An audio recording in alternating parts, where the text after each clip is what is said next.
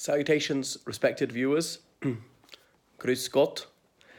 This is George from Ireland, and this video is a comment about the German anti-Brexit letter published in the Times today.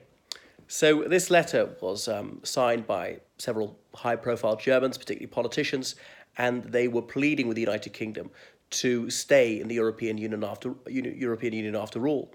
So there was much that was pleasant about the tone of this letter. It was certainly expressing goodwill. They were talking about their sense of amity towards the United Kingdom, and they were only doing it because they like the British. But there were a number of lacunae with it, to say the least. They said in 1945, the United Kingdom welcomed Germany back as a sovereign nation. Or, to be fair, did they say after 1945? Because, of course, it was 1949 that the Federal Republic of Germany was founded, and at the same time, German Democratic Republic, as in East Germany. So, welcome Germany back as a sovereign nation. But Germany didn't become a sovereign nation again until 1990, when the two Germanys united. And again, it's paradoxical that they should applaud the United Kingdom for approving of Germany regaining sovereignty, when this very letter is opposing British sovereignty, and by extension, German sovereignty too, since no EU member state is a sovereign nation. They're all part of the European Union. Now, sovereignty could be overrated. One might be better off being part of a wider entity, the European Union, but don't pretend that this letter in any wise approves of sovereignty for nation states. Anyway, the letter goes on to say, we respect the decision, when the entire tenor of the letter is saying the complete opposite, not to respect the decision. If you respect the decision, then don't ask the British to change it. Approve of it. So don't ask the British to stay if you respect the decision.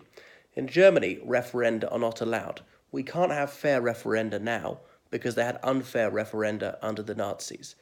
This is daft. So it's like saying the Nazis had unfair elections, so we can't have fair elections now. This is for the birds. Anyway, reasons why they don't want Brexit to take place. We will miss pints and pantos. Well, this is part of the warm fug of anti-Brexit drivel. Pints and pantos are not under threat. Pints are going to continue to be pulled, right?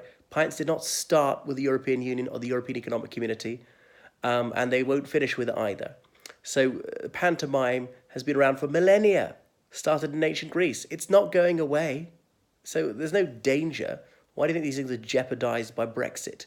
And anyway, German people who are resident in the United Kingdom shall be permitted to stay. Theresa May was crystal clear about that 2 years ago, but the European Union shot it down. No, nothing was good enough. They were just rejecting things out of hand. I suppose it was a negotiating tactic, playing hardball. They pushed Theresa May, and she retreated past all her red lines. So I've got to take my hat off to them. It was a highly successful policy for the EU.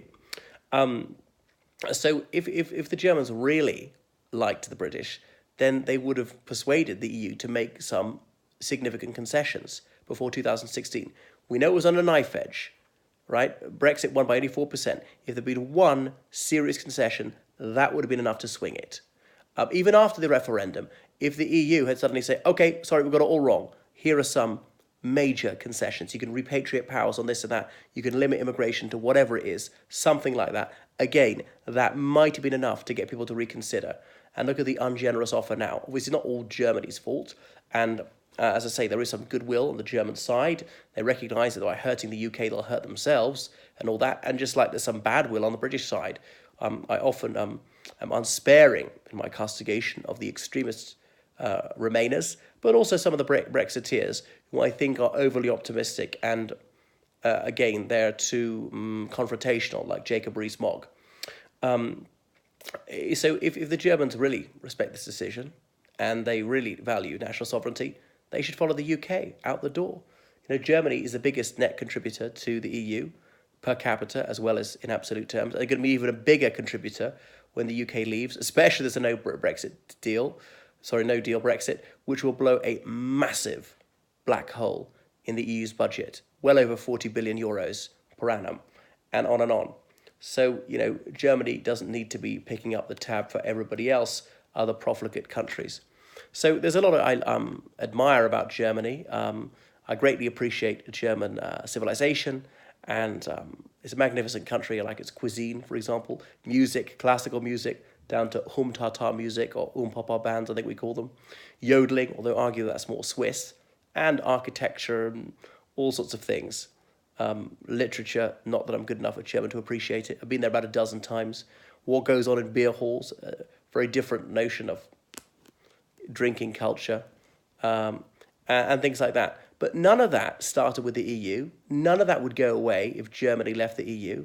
And as for Germans appreciating British culture, they can do these things in Germany after the UK leaves.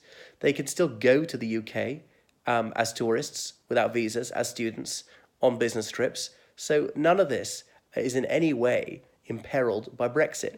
So there's so much nonsense talked by many Remainers trying to confuse Europe, the place, with the European Union, a political entity. Say Europe, when actually it's only 27 countries in the European Union.